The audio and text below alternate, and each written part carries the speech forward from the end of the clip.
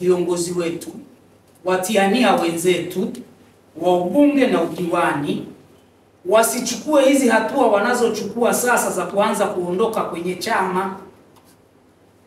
Nimesema tumeona madiwani Songea wameondoka. Tumeona mtiania Arumeru kule magharibi ameondoka na watiania wengine. Tuna simu tunapigiwa na watiania mbalimbali, tumewasihi wasichukue hatua za haraka kwa sasa. Kwa hiyo nikuombe, tunayovuta subira kama ambavyo na sisi tunavuta subira. Swali la mwisho la Odema. Asante sana. Mimi naitwa Chief Odemba, natoka Star TV. Nina maswali mawili. Swali la kwanza, Mheshimiwa Mrembo, umesema kwamba uamuzi huu wa Chadema kutoshiriki uchaguzi kinaua ndoto ya wanachama kwa kukataa kushiriki uchaguzi kutokana na kiburi cha viongozi. Swali langu la msingi, je, huu msimamo wa kugomea uchaguzi ni ya viongozi wa Chadema au ni uamuzi wa baraza kuu, mkutano mkuu na kamati kuu ya chama, ambayo wakati wanaafikia mwafaka huo na wewe ulikuwa sehemu ya kamati kuu?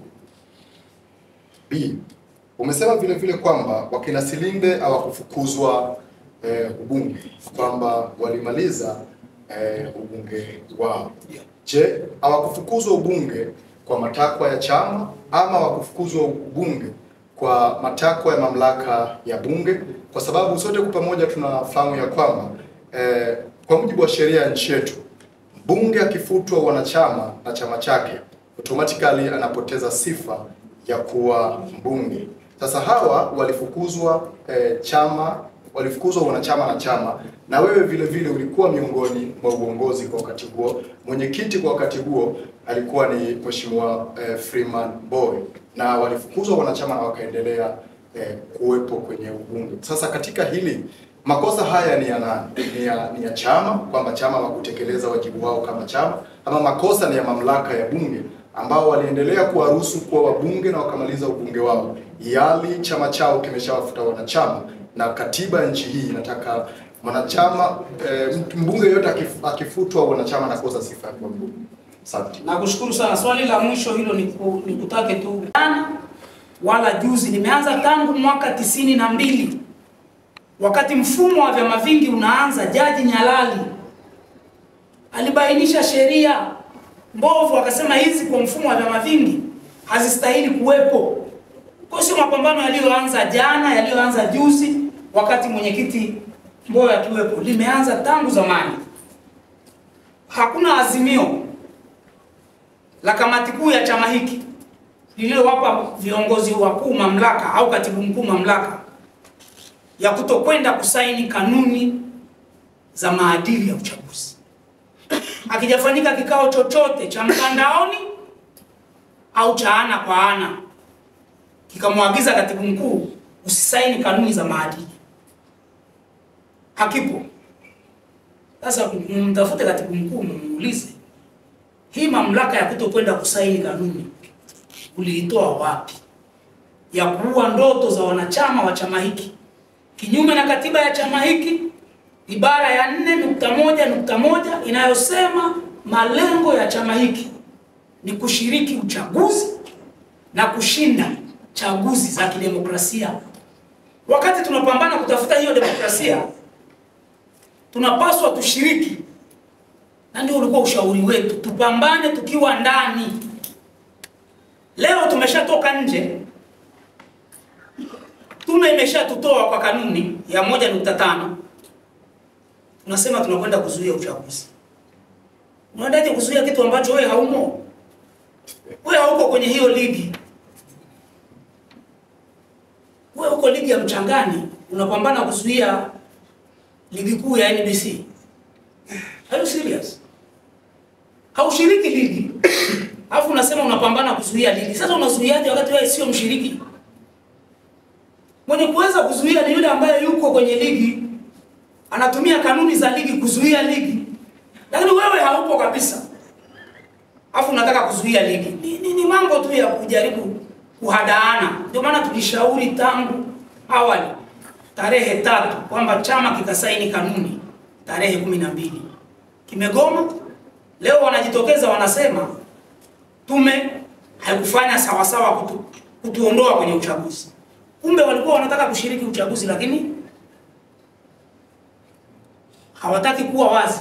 Kwa sababu ukiwaona sasa leo wanalalamika kwamba tume haina mamlaka. Kwa nini imetuondoa? Kanuni hazina mamlaka. Ebo, nyinyi si mmeshasema hamtaki uchaguzi. Sasa mnalalamika nini? Ya tutafakarishe sote. Kuna shida mahali. Na nafikiri nimejibu maswali yenu. Kuna swali umejibu hapo Mrema. Naomba niongezee. Kuna hoja umeibua kuhusiana na Mungu. Hebu iseme. Kama chama maazimio kilikuwa kimetoa maazimio kwenye vikao ya G55 kwa kuwasilisha hoja zetu sawa sawa na kwa kujibu maswali ya waandishi wa habari kwa kina na kwa usahihi sana. Tunakushukuru sana. Na niombe kwa ruksa yako, maana nisingependa kuharibu kazi nzuri unayofanya, lakini nifafanue tu kwa msisitizo waandishi wa habari mambo mawili kwa ufupi sana. Kuna dhana inajengwa inayojaribu kutujengea picha kwamba G55 ni kundi fulani hivi la kimkakati ambalo lilianzishwa kwa maksudi ya kupambana na chama, ya kukipinga chama, ya kufanya uharibifu dhidi ya chama. Na dhana hii pia imeuliziwa swali. Sababu ya kuzungumza ni kwa sababu limeulizwa swali na Dr. John Marwa wa Jambo TV kwamba sisi tunafanya destructive, tunafanya uharibifu dhidi ya chama. Kwa ningeomba kufafanua kidogo. Kabla ya katibu mkuu wa Chadema kuwaalika watiania katika kikao maalum kilichokuwa na ajenda ya kujadili hali ya siasa na kujadili mwenendo wa chama katika kupigania chaguzi huru na za haki, kabla ya mwaliko huo hakukuwa kuwa na kitu kinachoitwa G55. Kwa hiyo hakukuwa na hiyo njama, hakukuwa na hiyo hila, hakukuwa na huo mpango unaodhaniwa kuwa ni mpango ovu. G55 tuliibuka baada ya chama chenyewe kupitia kwa katibu mkuu kufungua milango ya kutaka sisi watiania, sisi wanachama wake tujadili ajenda ya chaguzi huru na za haki.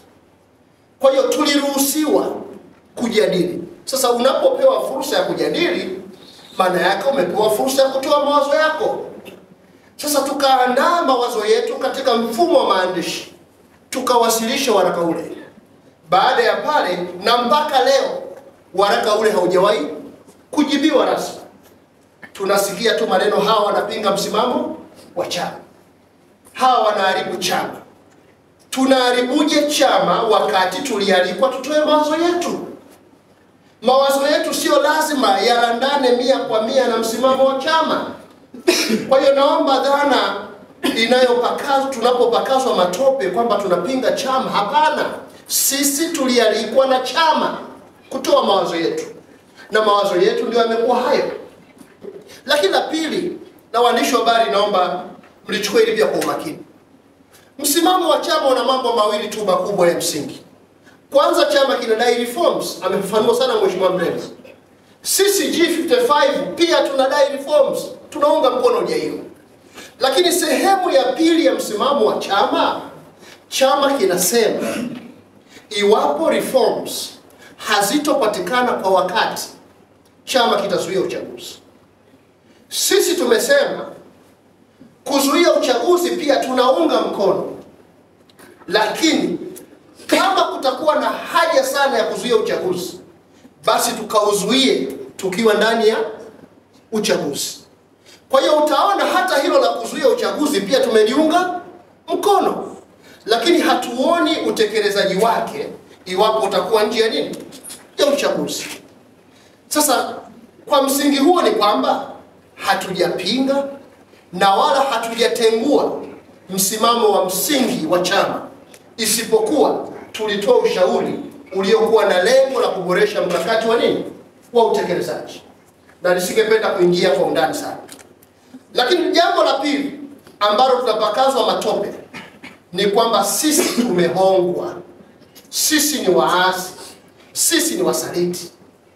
Sasa tunakwenda kwenye uchaguzi, chama tayari kimekwisha jiondoa kwenye uchaguzi, na tuliwashauri mapema twende kwenye uchaguzi. Usipokwenda kwenye uchaguzi, tafsiri yake ni kwamba unamsusia. Ukimsusia nyani shamba la mahindi utavuna mabua. Tukasema twende kwenye uchaguzi ili hao watu wasipite bila kupingwa. Sasa tujiulize, sisi tunaotaka tukapambane na CCM na wenzetu wenye mwelekeo wa kutaka CCM ipite bila kupingwa, yupi anaweza kuwa amehongwa? Kwa logic ya kawaida ungetarajia wanaotaka kuiachia CCM ipite bila kupingwa ndio wangeweza kuwa wamehongwa. Lakini sisi hatutaki kusema hivyo, kwa sababu tunajua hizi ni tofauti za nini? Za kifikra.